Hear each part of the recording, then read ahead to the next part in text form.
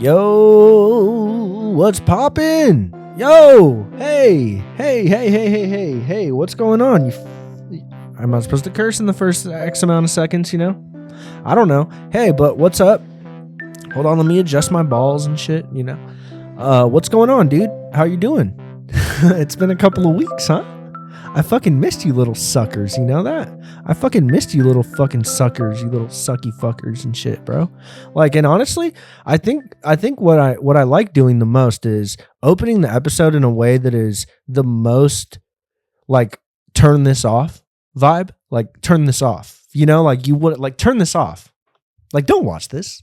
Your girlfriend's in the room. Hey, dude. Only listen to the only listen to the show when you're sitting alone in a car. Like I spent many of my days once doing. When you're sitting alone in a car, you need to just listen to a borderline schizophrenic guy talk, and that's cool. Because as the world as we're here's the thing, man. I'm not trying to get all not trying to expand on a huge idea here up front. But every time, where would I be without my baby? That's how I feel. No, but I'm not trying to expand on a huge. I'm not trying to expand on a huge topic up front. I'm just trying to tell you, dude, that I'm liking this angle. By the way, I feel like I'm I'm man spreading a little bit, but I like this angle. So I just want to let you know that. But what I'm talking about is, okay, I have to connect back to 3 different things because my mind's already went in 5 different directions. So the first thing that I said was that, you know, if you need to listen to this alone. You don't want to listen to this with a girlfriend. You don't want to listen to this with don't pick someone up from the airport listening to this show. Don't ever be an Uber driver and listen to this with anybody in your car. I need you. The way that this show is meant to be, how do you say, consumed, if you will. The way that the show is meant to be consumed is by oneself. The same way it is created. You have to understand. You're getting a singular input, and I hope, I pray for singular output at the time of consumption, if you will. So you need to be alone, first of all. Don't be with friends. This isn't something you need to listen to with a crowd of people, okay? Just fucking sit in your goddamn car, go get on the stair climber, go walk your fucking shitty dog. Go walk your little shit dog. That their food costs a lot of money, but you buy it because you love them and you don't have kids, so you have to find a way to like kind of fill that weird like human thing where like you have to like nurture something in order to feel like value or whatever. Okay, so you got to listen to this alone. And basically what I'm trying to do here is the best way to open the show is to just be as upfront as about how it could be true that some of you aren't meant to listen to this, and that's great. That's okay. Okay, I never started this to be like, oh, I need everybody to listen. It's more so for those who are so curious to listen. But where would I be without my baby? Cause every time he's a lady, yeah. That's how I feel when my girlfriend makes me dinner. I get home from my full-time 9 to 5 job, and I go, where would I be without my baby? Cause every time he's a lady, yeah. You know?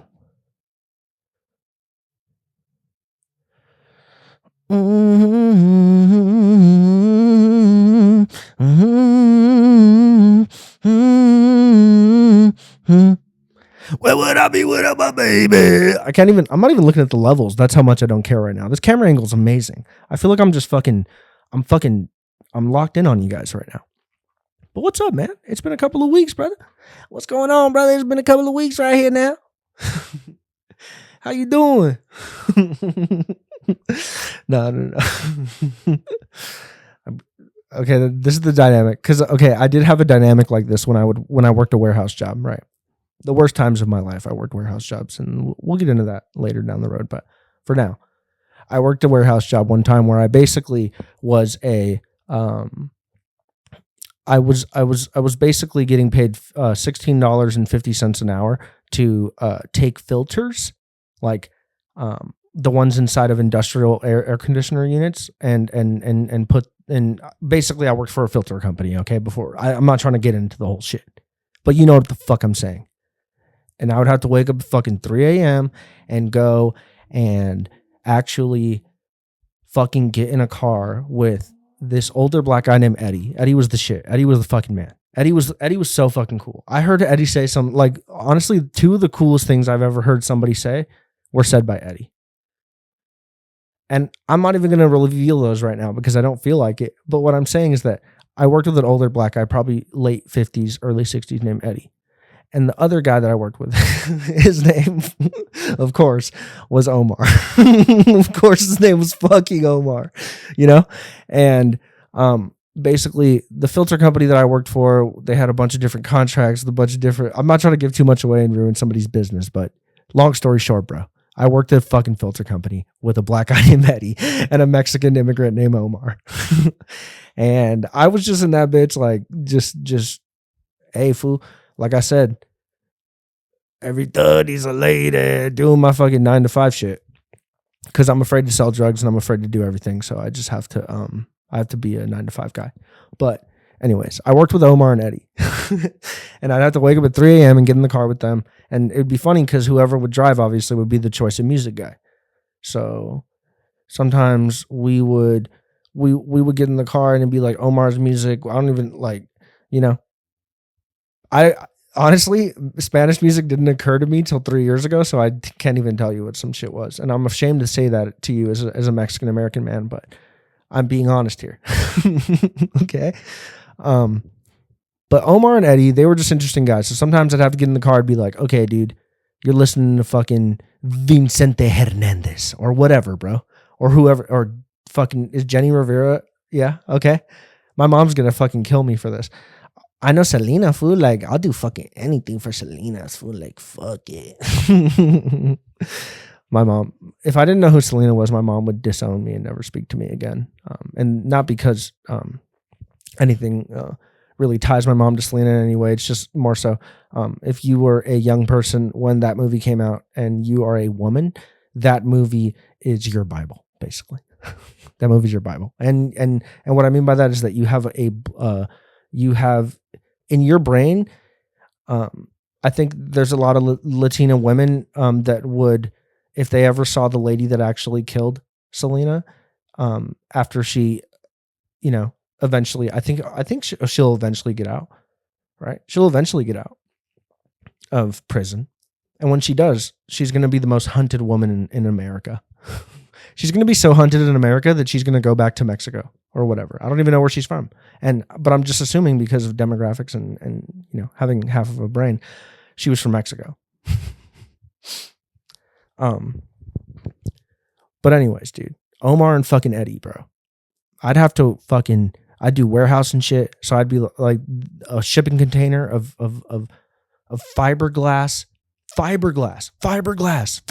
fucking filters. I'd have to take them out in cardboard boxes. And sometimes it'd be pallet loaded, and and look, there's some of you that make so much money in your life and you have such good jobs that you don't even know what pallet loaded means. You know what I'm saying? But sometimes they would be pallet loaded. I'm speaking to the lowest of the earth right now. If you know what palletized means, I'm speaking to you right now. Okay? Because you don't, if you're the chief financial officer of any company, you don't think of the word palletized. Do you know what I'm saying? If you're a dentist, you've never fucking used the word palletized in a conversation with anybody in the context of work. So I'm speaking to you right now. If you fucking worked a warehouse job, if you know what palletized means, right? Sometimes I'd have to unload trucks like that. They'd all come from China. I'd like these two weird bosses. The dynamic was very weird. They would yell at each other. I don't know if they were friends, family. I don't know what was going on, but they would yell at each other all the time, get into like Kardashian reality TV level fights. Okay? And I want to name the place so bad because it's like, of course, that's what it's called, because every fucking place that does something boring like that has the same name. But I'm not going to. Omar and Eddie, I'd have to be at work at 3 a.m. I get to work. 3 of us hop in a box truck. 2 of us take another car. There's a 5-person team. We're driving to the University of California, Los Angeles. It's 3 a.m. There's no traffic. You're blowing down the freeway. Life's good. You have coffee. You have donuts. Okay? This is small American wins. Coffee, donuts, loud music, open freeway. Small American wins. Okay? And you get to UCLA. And your job is basically to find the stairwell of every building and get to the roof and replace these giant filters that go inside of these massive AC units. What I learned, basically, from my first day of working there was that motherfuckers were very down to drink on the job, right? and let me tell you, my first day, I became one of those people too. Because there's something a little bad about being I'm going to drink at work guy that I had never, look, man, my experience being a bad employee is taking one extra snack, even though there's a sign posted where it says oh, take 2 snacks, per person. I might take 3. Outside of that, bro, I'm a pretty good employee, man. I'll be late. Don't get it twisted, baby. I will be late, but I will never be more than 10 minutes late because let me tell you something. When you have a grace period, you need to fucking get to it. You need to get right up to the end of that grace period and clock it. And that's who I am as an employee. But anyways, dude, I ended up being a fucking drinking on the job guy at actually 21 years old. So it's of course, I'm a 21-year-old guy, still living at home, I believe. Yes. Still staying at home. Working in a warehouse with a early 60s black guy named Eddie and an early 40s Mexican dude named Omar. And my first day at work, Omar buys me a Four Loko on the way home.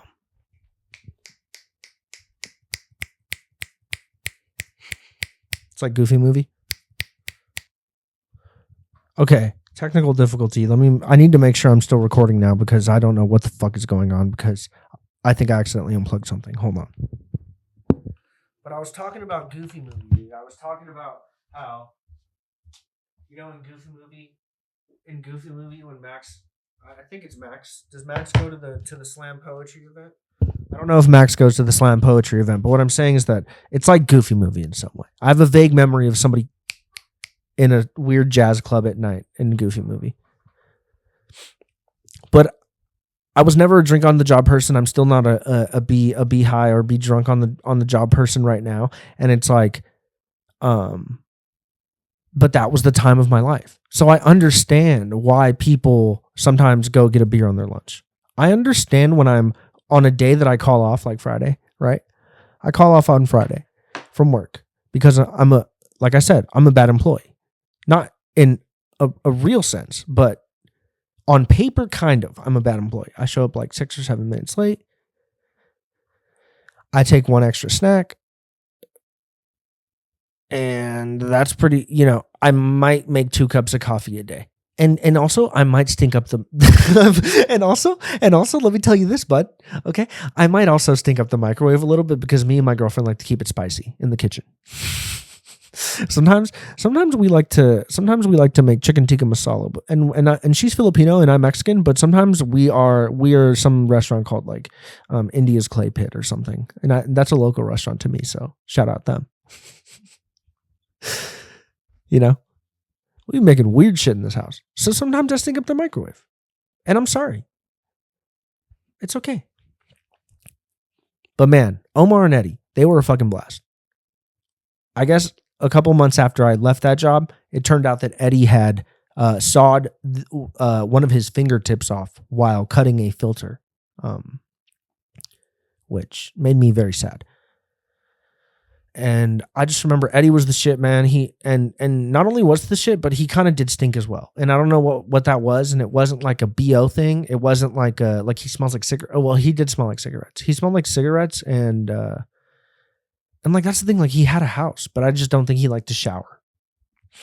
So he just kind of had like a bitter smell to him. Because I like sweet fragrances, dude. He kind of had He just kind of had a weird smell.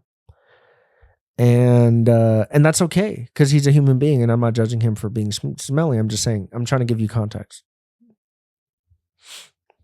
But dude, Eddie cut his finger off right after I left, and that made me really sad, because I was like, damn, like Eddie's like kind of the man. He's really good at his job. He buys beers on paydays, which is every Friday.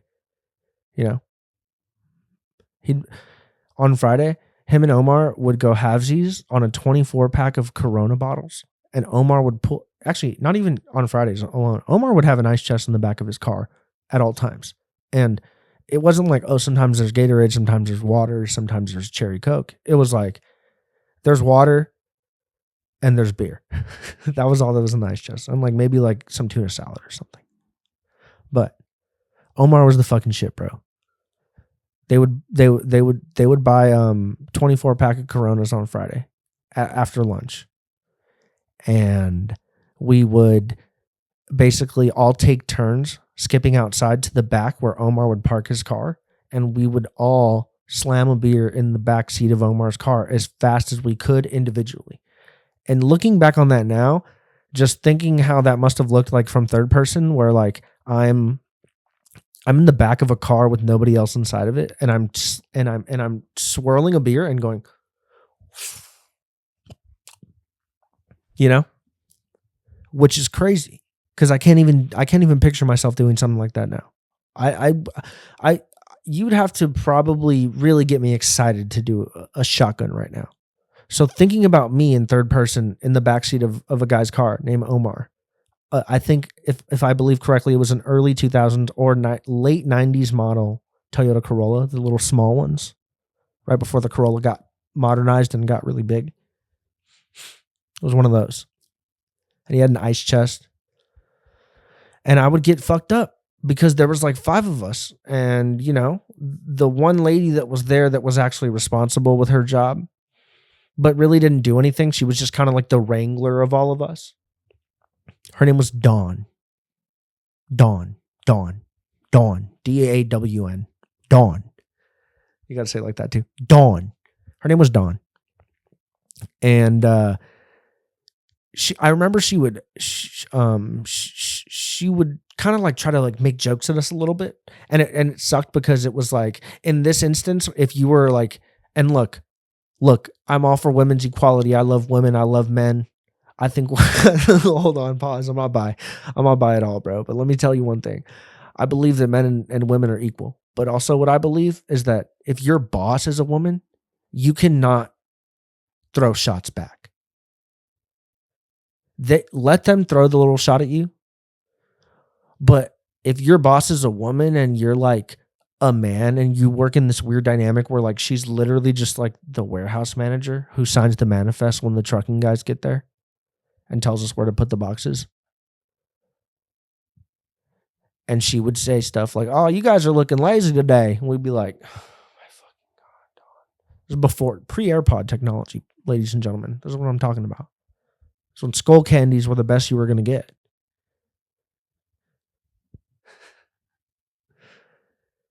And I loved that time of my life because I felt loose, bro, for real.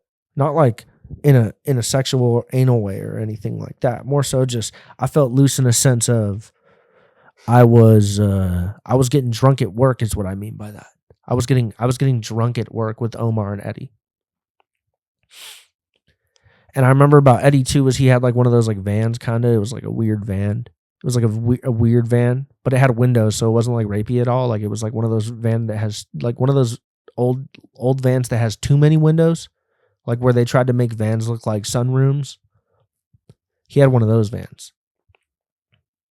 But he was cool. I just remember he lived in South Central, and one time I remember we were getting off of work. This is the one. Okay, I'll tell you about one of the coolest things that he ever said. I'll save the other one. But one time we were at work and it was Friday. And I was like, "Eddie, what are you doing this weekend?" And Eddie goes, "My wife's going on vacation to Laughlin with her friends." He's like, "And I got a big titty bitch on the way." And I was like, "Oh, really?" He's like, "Man, this bitch got the biggest titties I've ever seen." And I was like, "Okay. Look, man, I love that." And I don't know what he meant by that. Like, is he gonna kiss on them? Is he gonna like play with them? Is he gonna do some sort of nude art on them? Is he going to kiss them? Maybe. What is he gonna do with them? But it really doesn't matter, because besides the fact that there was a lady coming over, and he was excited about the size of her jugs, but just the way he said it was more of the impressive thing to me. Just the smoothness that sentence came out of his mouth. I was like, yeah, there are different people. Like, I was still growing up. You have to understand. I was like 20. I'm still growing up right now. I'm barely growing up, actually. I'm barely getting it together, kind of. But Eddie was the fucking man, bro. And I miss when, like, sometimes I miss having a job where, like, it doesn't really matter. And there isn't a lot of pressure because the bar is really low. But I feel like sometimes I find myself in these positions where I'm like, damn, like, I just want to be chill. And you guys are like overly involving people. And not just me, but like other people that like you see, or like you hear people talk about work, and like the common like thing that you hear with a lot of people. And I don't know, maybe you're blessed enough to be in a position to where you never said this sentence. But I've heard a lot of people say something along the lines of, yeah, I don't mind my job. I just don't get paid enough for what I do. And I feel like there's a lot of people that feel that way. And I'm not being like, I don't think I'm being, I'm not saying that in any way where it's like I'm being like critical or anything. I'm just saying I think there's a lot of people that feel that way, where they have a job that they like and they don't mind, and it's a good place and they like the people and they're all good or whatever. But at the same time, they're like, sorry, I got sidetracked by something real quick.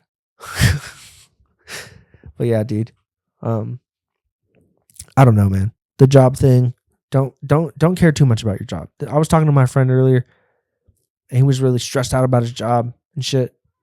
And I was like, bro, you have to understand that nothing is required of you other than what's on that piece of paper that you sign that says that you're going to do that job.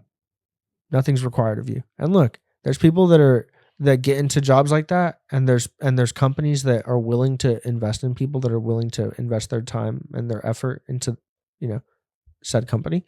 But at the same time, I think there's a lot of people that just get a job that they don't mind, and they kind of coast through. And whether they use it to fund their life until they're able to make money doing something else, or they just kind of chill out where they are, I don't think there's anything wrong with that. But what I'm saying is, be good at your job, but not too good at your job. Don't be too good at your job.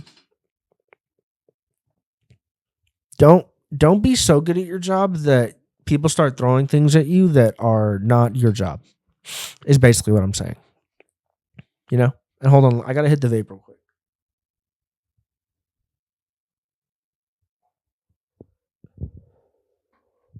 But you have to understand, dude. You have to understand that your job does not give you worth. Your job is a contract between you and an entity, not a person, not your boss, not your HR person, not your cool homie that you work with. Your job is between you and a company that can be broken at will by them at any time, and you, technically. So look, depending on where you are in your life and the type of risk you're willing to take, if you're really trying to do something and you're like, you know what, I'm going to break up with my job. Cool, go break up with your job. But there's a lot of people that I feel like live in fear of losing their job, which is a very different feeling. So there's like yes, it's at will employment, but when you got rent to pay and shit, you're going to stay at that fucking job if you need to. And I'm not trying to get all fucking serious right now, but you know what I'm saying. Don't be too good at your job, man. Just chill the fuck out. Read. I encourage every single one of you that's listening right now to actually go and list and read the job description that you signed when you got your job. Go read that. Go look at the qualifications. Go look at the things that are expected of you. Go read through the little summaries that they put in there. See really what they're talking about, and then think about all the stuff that you do outside of that. That's all I'm saying, bro. That's it. And look, I'm not like I'm gonna get you hired kind of guy. I'm just saying, if you have a job and they're doing too much, they're asking too much of you, and you're not getting paid for it, try and defer that responsibility in some sort of way. Not to people in your department, but try and find not creative ways, but just try and find fucking ways to limit the amount of responsibility. Like, what I'm saying is that working with Eddie and Omar was so sick because the bar was low. And now when you're working in a company, like when it's like there's more on the line and there's a lot of people that are putting in a really good effort, you don't want to. I think a lot of people's inclination is to be like, I don't want to let the team down. What about the team though? Because you're always taught there's no I in team. But it's like, okay, if there's no I in team, then who in the team is thinking about I? Not I, but them. Like who in the team is thinking about themselves more than they are the team? Because there has to be somebody on the team. You ever played Little League? There was always one kid that thought he was going to be Derek Jeter. He's not. He plays adult league now. You know? And it's like, you get it? Look, I'm not trying to expand on these topics too much, bro. But look, I've been doing probably 20 minutes, and all I was trying to talk about in the beginning was the whole fucking listen to this alone type shit. But look, I haven't done a video episode in an episode and some change, I think. Or no, this might just be one, and then yeah, I think this might be my last one was audio, and it's not on YouTube. So if you want to listen to it, go fucking download it on audio. And if you remember when I came back initially, and I hate talking like this because I hate talking about the podcast so much, but it's like all I have to do is think about the podcast outside of like surviving. So it's like that's what takes up most of my brain. And also being sick as hell and like, getting haircuts and doing guy shit, like, going to the car wash, washing my car, doing Larry June shit, drinking orange juice or whatever he says. I don't even know what he says. I was walking to the brewery with my buddy Ray though recently, and we were kind of doing a bit back and forth where we were like, fuck, I fucking love Larry June. Because it's always Mexican guys that love Larry June so fucking much, bro. And look, I know there's a lot of black guys that love Larry June too, but I'm saying Mexican guys really love Larry June. Like, fuck, that fool Larry June be driving on the 5-2. That's fucking crazy, fool. Fuck. That fool drives a Fox Body Mustang? Shit. I fucking love weed. Organic, fool, organic. Shopping at Food for Less. Organic, fool. Like organic lifestyle, fool. At Food for Less and shit. All good. My bad. All good. My bad. No, but I'm fucking organic and shit. Like, we're just doing that back and forth. We probably did like 3 or 4, but it still was so funny. Because like that's what kind of blew the correlation what that's reminding me of in my mind is that I know there's a lot of people that say that Kendrick Lamar has a lot of Mexican fans, and I don't know if it's the LA thing or if it's more so like he's speaking for a bigger thing than just like appealing to black culture is what I'll say. Like, obviously he does a very great job at appealing to black culture, but he's also very good at, through his art, creating a message that is unifying and not over some anything particular, but more so just speaking to a real struggle that I feel like a lot of people feel. And I'm not trying to dick ride down. See, I'm being a true Mexican right now, bro. I'm fucking dick riding Kendrick Lamar. You see what I'm saying? Fuck. I got trapped into it. Because I went to the Kendrick concert, bro. But at the same time, I'm not about to sit here and be like, Kendrick Lamar's fucking the greatest rapper of all fucking time. I fucking love that guy. You know? We gonna be all right, huh? You know? Nah. But I have been listening to Kendrick Lamar for a very long time. Since very early, probably 2012, 2013. Overly Dedicated was probably the first of Kendrick Lamar that I'd heard. And then you get like the black hippie stuff. See, I'm getting too deep. Look, and you got Isaiah Rashad, J-Rock, Schoolboy Q, all these little people. Now we have modern day stars like SZA. Throwback SZA song with Isaiah Rashad, Warm Winds. Listen to that song. Listen to that song and tell me that you didn't know SZA had a beautiful voice back then too, bro. That's all. Oh, but Kendrick ain't put nobody on. Kendrick, bro. All right. whatever. Do your research, bro. Absol. Crazy bars. But look, I'm not a rap historian. I'm just a Mexican guy. And yeah, man. What have we even talked about so far? How long? We've been doing half an hour? Shit, boy, I can do another half an hour, brother. It ain't nothing to me, man. Shit. Hold on, gotta hit the vape real quick. Should I hit the weed vape too at the same time? Digital blunt? About to hit the digital blunt. Hold on. Gotta do it off camera though for the kids.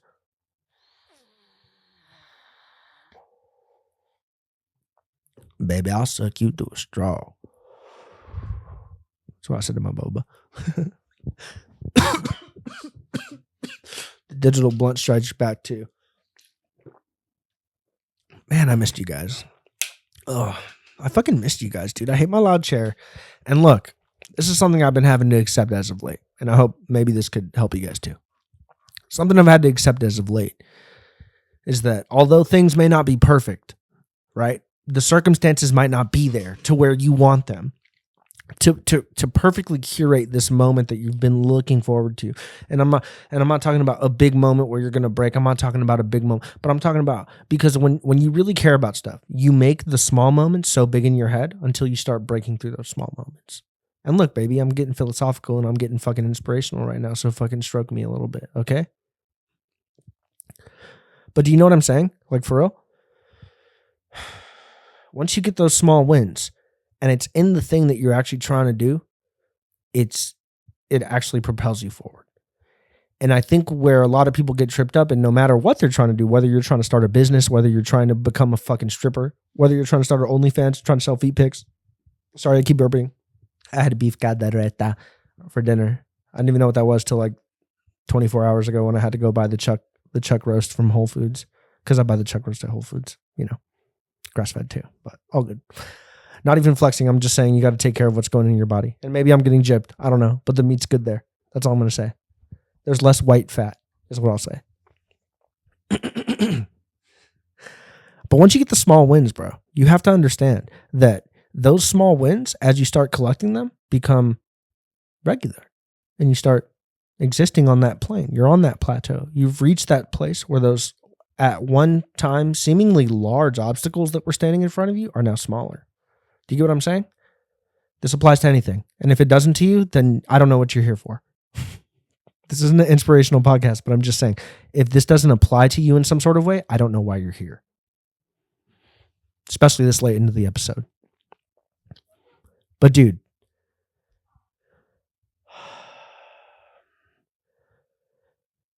I've been having to get through the obstacle for me right now is understanding that the circumstances may not be perfect. I might not have the best setup. I might not be in love with my background, with my fucking weird shit.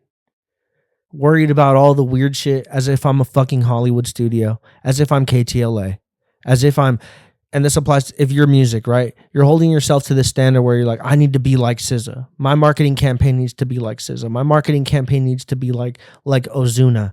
My marketing campaign needs to be like Cardi. I'm very opium. Whatever the fuck your shit is,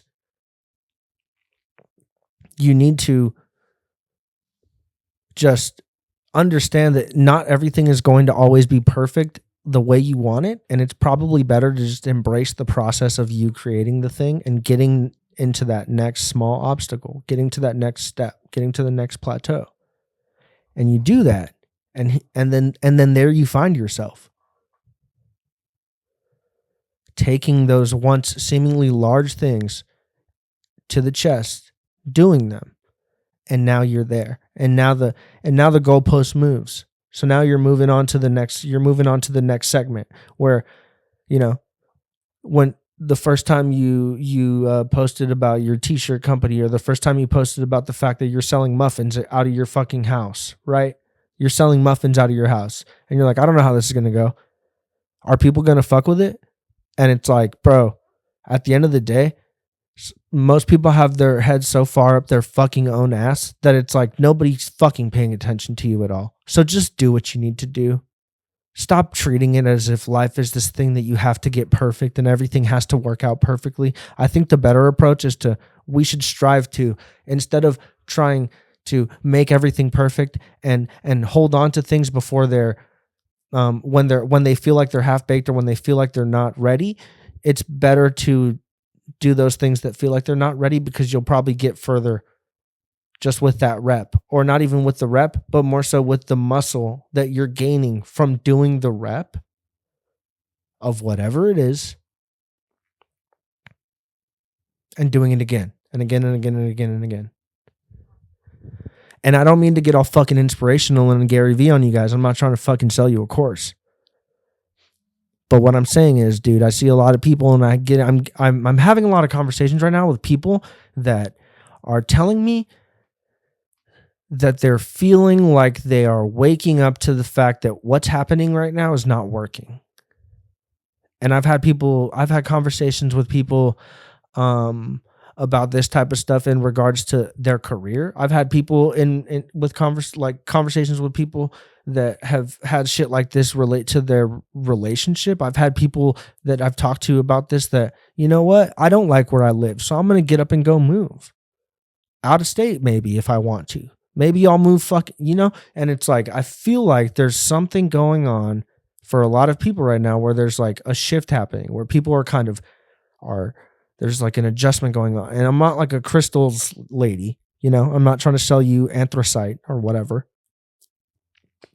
but hear me out. People are kind of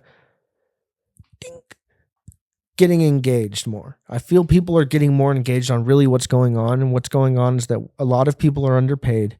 And really, when betting on yourself was more risky, because of the fact that existing as an American, or honestly, existing as any person, really, anywhere. Hold on, I got to make sure. Sorry. Existing as a person anywhere is going to cost money, right? And it's gotten increasingly more expensive basically the entire time I've been alive. There's never been a time where I've heard of things getting cheaper. So that's not a good sign. And the wages aren't increasing at the rate of how fast everything is increasing in price and cost. But, for some reason, people are still treating it as if the money that that let's say our parents were making back then is even somehow closely equivalent of what we would need to live those same types of lives, just given how expensive everything is now. So to me, it feels like betting on yourself now is the least scary thing you can do. Unless you have a great job, unless you work at Google or you work at Palantir. If you work at Palantir and you're listening to this show, hi. Hi, please don't fucking facial recognize me or whatever. I mean, it's not hard to facially recognize me. I have a pretty distinctive, let's just say, silhouette. But if you work for Palantir, please do not facial recognize me. You know what I'm saying? And you probably already have, because I've driven through Beverly Hills. And if you know what I'm talking about, go look through that. And if you don't, sorry. If you know what I'm talking about, good on you. If you don't know what I'm talking about, go look into that. I'm not even conspiratorial, bro. I'm an evidence-based realist.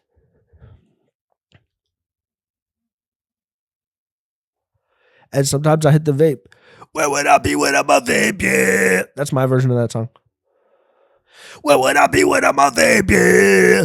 You know that flavor drive me crazy. I love that nicotine, yeah. Cause every autistic guy needs a vape, yeah. A vape, yeah. Cheers. Oh my God. I'm on a roll today. Shit. I might just shit myself, brother. I swear to God, that's probably something Eddie said to me one time too. Also, the funny thing about that is that like they drug tested me for like meth and heroin and cocaine and everything when I started that job. And everybody, the funniest part about that was that nobody was really doing drugs outside of like two of us, and we were just smoking weed. But the fact that everybody else was mainly just being drunk on the job it's so funny. Like the whole thing about drug tests. That's all I have to say. But God bless the workforce of this country, and I'm not talking about Americans only. I'm talking about anybody that works in this country. God bless you. Mm-hmm. Say it again, sister. you know? But I don't know, bro. The MLB All-Star game was last night, and I was watching it, and I'm realizing that I'm getting old because these guys that I'm seeing on the MLB, they're not as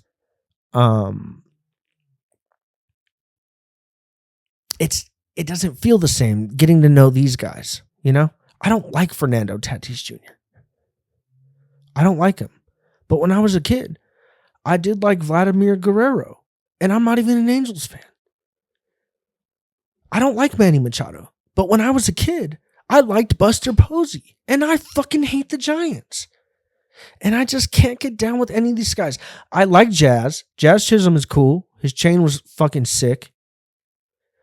Obviously, all my Dodgers I got to ride with forever, especially Kersh. I mean, that's, you know, and Dave Roberts too. Like, just the fact that come on, man. Dave Roberts is the fucking man. He's a Hollywood coach. There's never been a more Hollywood baseball coach than Dave Roberts. And I believe that. He's perfectly media trained. And maybe I don't know anything about media training, but he looks like he's perfectly media trained. But yeah, man, I watched the MLB All-Star game, and the home run like off thing at the end was kind of weird. They had chosen 3 players from each side, and they each got 3 swings in one round to break the tie, because the NL went up 6-0 and then let the game crawl back in the bottom of the 9th to 6-6. And obviously I know Randy Arozarena, right? I know who Randy Arozarena, I know who Pete Alonso is. I know who Kyle Schwarber is. But I don't know who the guy from the Marlins was. I don't know who the guy from the Rays was. And I don't know who the guy from the A's was. And maybe I'm just out of touch with baseball now, but I used to be very knowledgeable on baseball because I knew all the old players. But I think I'm just getting older because I don't have the mental space to think about who is the shortstop of the Kansas City Royals. I don't have the mental space to know what city in whatever Central American country that Yadier Molina is from. I don't have the mind space for that. Quite honestly. I just don't. Because I'm cool like that. I'm cool like that. I'm cool like that. Commercial song. You know what I mean when I say commercial song? Because I used that joke the other day with somebody, and they didn't understand what I was saying. They're like, commercial song. I was like, yeah, like, I'm cool like that. I'm cool like that. Or like any Imagine Dragons song, or like, you know. Do you know what I'm saying? Like, think about, like, okay, when an Apple commercial comes on, whatever song is on the Apple commercial. That's what I mean by commercial music, like a Pink song. And so I ain't a rock star, but I have tattoos, and I don't need you. I don't even know if that's how it goes. I don't even know those are the words. Are those the words? I don't fucking know.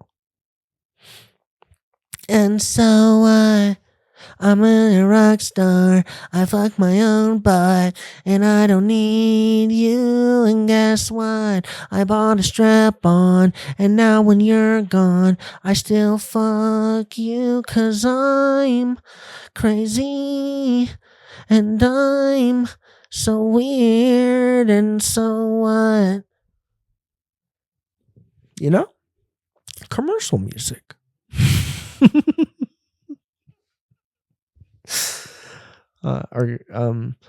It's going down. I swear to God, the NBA used that one time, and I was like, really, NBA? Kesha? Like, there's 2 types of branding that the NBA should have, right? You should have, because I've seen this before. I'm not saying that this is something that isn't real. Go drive on Victory Boulevard. Victory Boulevard and Hollywood Way. There's a liquor store right there that has a photo of a Hennessy NBA edition bottle, and that's good marketing. Not even making a comment on what's going on with that, as far as like if I would do that if I owned a marketing company. But what I'm saying is that that's good marketing. What's not good marketing is, it's going down. I'm yelling timber. You better move. And like Steph Curry's like coming off of a screen and hitting like a 3, you know. And Chris Paul and sign of the times. Chris Paul's going up for the layups. Chris Paul's going up for layups on the Clippers. specifically. You know? Do you get what the fuck I'm saying? So yeah, dude, commercial music, like, and the NBA with that, dude. Like, why are you choosing Kesha? Like, I feel like for that time frame, it might have been better to maybe, I don't know, if you were gonna choose like like, how does that work? I don't even understand how that works. How does a song get chosen for a commercial? Is there some sort of company that I bet there's a company that somewhere that lies at the intersection of TV media companies and commercial music, and they come together to put them in commercials, and then they're just stuck in the head for the rest of your life. I don't care who the fuck you are. You will never forget party rockers in the house tonight. Everybody just have a good time, and we gonna make you lose your mind. We just wanna see ya. Shake that. Every day I'm like, bro, what the fuck? Do you know what I'm saying? Even if you don't know who LMFAO is, if the only context that you have for LMFAO is when somebody texts you LMFAO, and you don't know what that song is, I guarantee you still know the fucking words to that song. You might not even speak English, and you know the words to that song. Commercial music, that's what I mean by it. And we gonna make you lose your mind. We just wanna see you shake that. Every day I'm every damn Black Eyed Peas music, commercial music. Except for, what's that song with the only Black Eyed Peas song that fucking slaps low key, and it's not even like it really slaps, but the song's kind of good. People killing, people dying. That shit. Oh, motherfucker, that shit. When that shit comes on, bro, I gotta look at the lyrics. Father, Father, Father, help us, send your guidance from above. People picking, got me questioning, where is the love, bro? And then, where is the love? Where is the love, the love, the love? You know? That's fucking music, bro. I gotta look at the lyrics now. My favorite verse. What's going on with the world, mama? People living like they ain't got no mamas. That's what he says. I don't even know who says that. You know?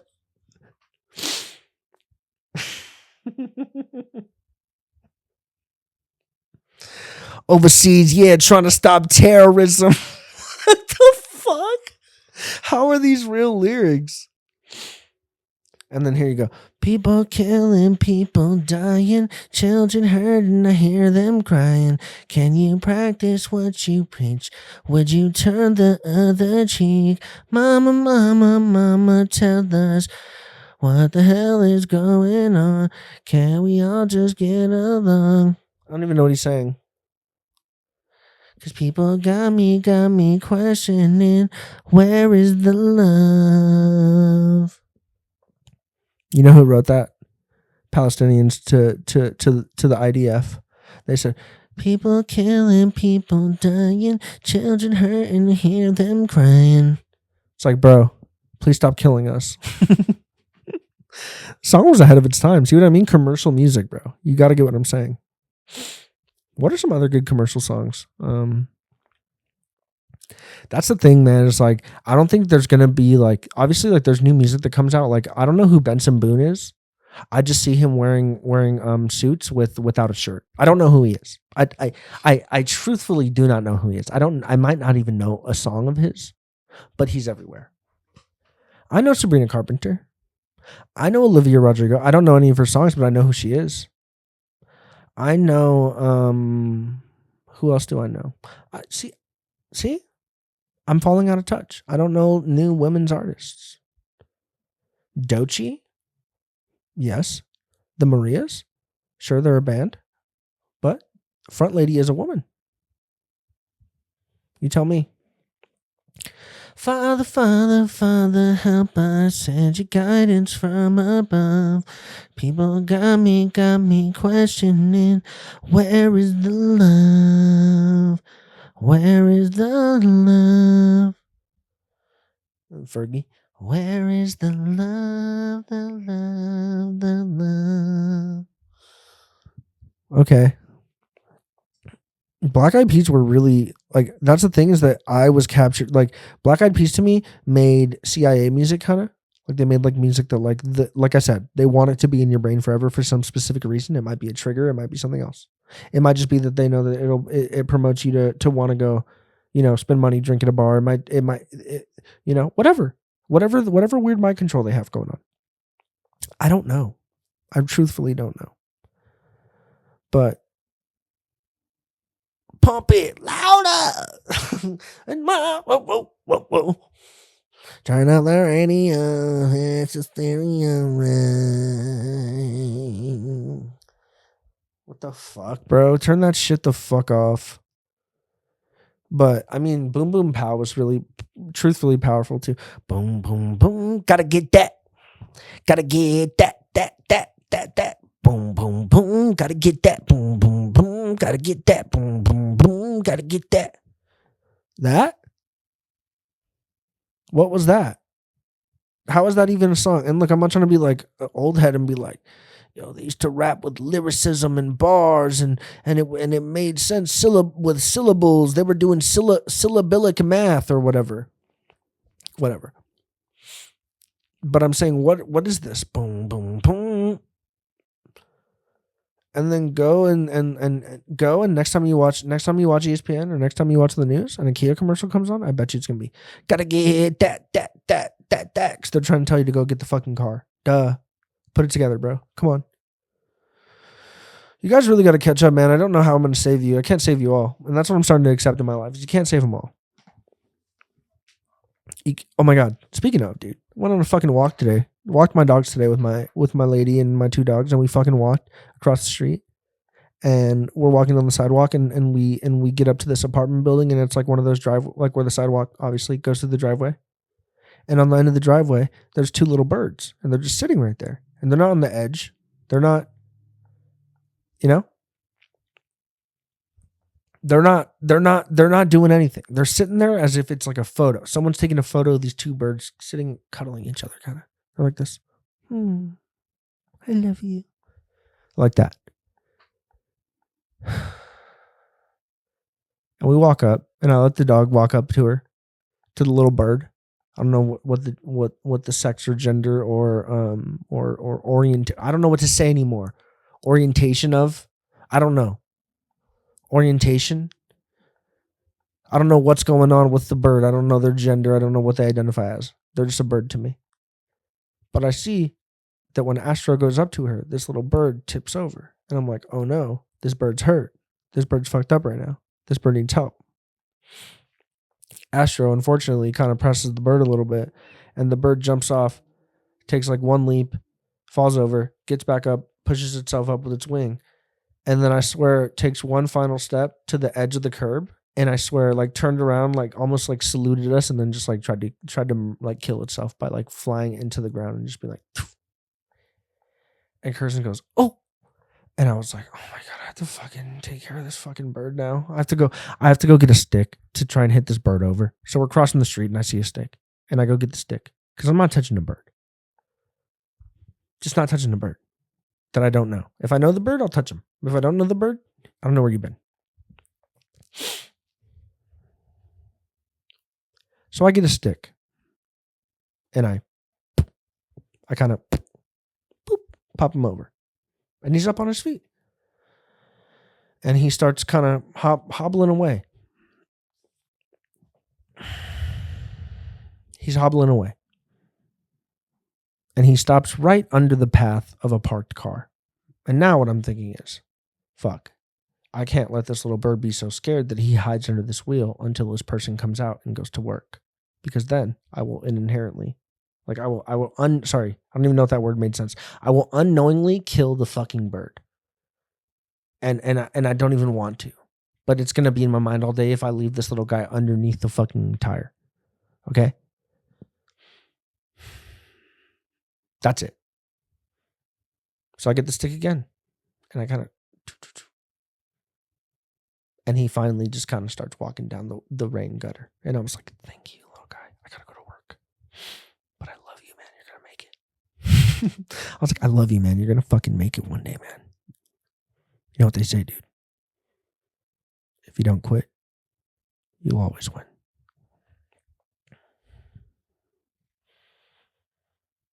That's what I told the bird at approximately like 8:20 in the morning. I told him that straight up, straight face to face, as if like De Niro delivered the line. I was like, kid, if you don't quit, you'll always win. I'm not a good actor, I don't think. I'm very good at being in your face, motherfucker. I'm in your face.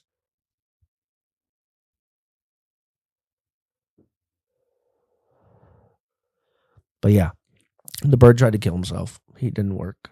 I tipped him over with a stick. He crawls under the fucking tire of a car. I had to evacuate him from there.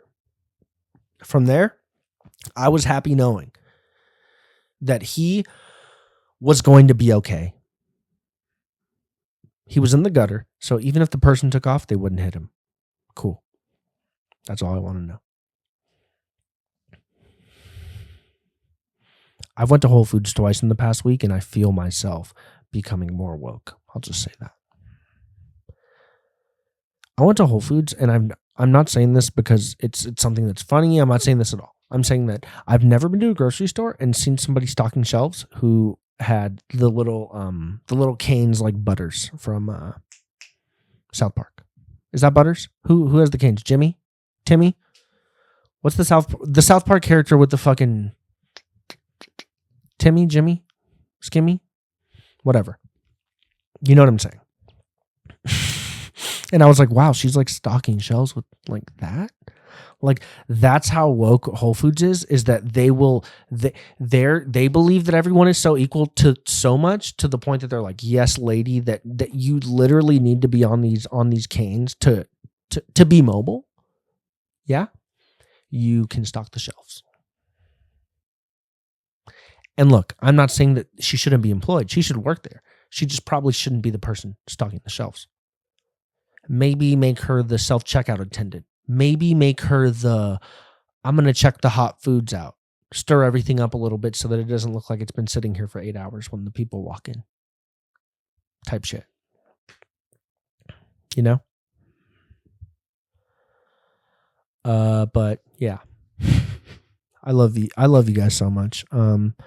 If you're still here, I just want to say thank you for listening. I'm so sorry I've been gone for so long. I've just been trying to sort through a whole bunch of stuff, and I feel like I'm getting somewhere. So thank you for being patient with me, and we're going to do our best to stay as consistent as possible with releasing the episodes of the show. As you know, it's just kind of like a one-person team here, outside of like the thumbnails, like which Kirsten makes for me. I kind of just do everything myself, and it's a lot on top of kind of just living, but this is something that I really like doing, so I do it for you guys. So thank you for supporting in any way you can. If you watched to this far, you're honestly a legend. Bro, you're honestly a fucking legend, bro. You're a fucking legend. But yeah, man, I'm really happy to be back, and yeah, I'm really trying to figure out a way to put more effort into the show and make it better. So if you're into that and you want to join, and if you've been watching for a long time, thank you. And I'm sorry about the growing pains, but I've told you from the beginning, the show's called Loose Ends for a reason, and you know what I mean by that now. So I don't even need to explain myself anymore because there's documented footage where you can go back and watch, and I don't need to explain everything all the time. I'm crazy. No, but yeah. I really missed you guys. I will see you on the next episode. And yeah. Follow me on Instagram at Robert Raymond Hernandez. Follow the show at Play Loose Ends on Instagram and TikTok. I think on the YouTube is called Robert Hernandez, or it's probably called Loose Ends with Robert Hernandez or something. I don't know. I'll fucking figure it out and I'll get better at this whole thing. But I'm still I think I'm getting better every time I do it, and I'm just like, going through it. Loose ends, baby, forever and ever. I love you. Giving you many besitos. Stay safe out there, and I'll see you on the next episode. So thank you guys. All right. Please listen on audio too. Don't just watch on YouTube. Like, if you fuck with me, like, listen to it on audio. Okay, thank you. Bye.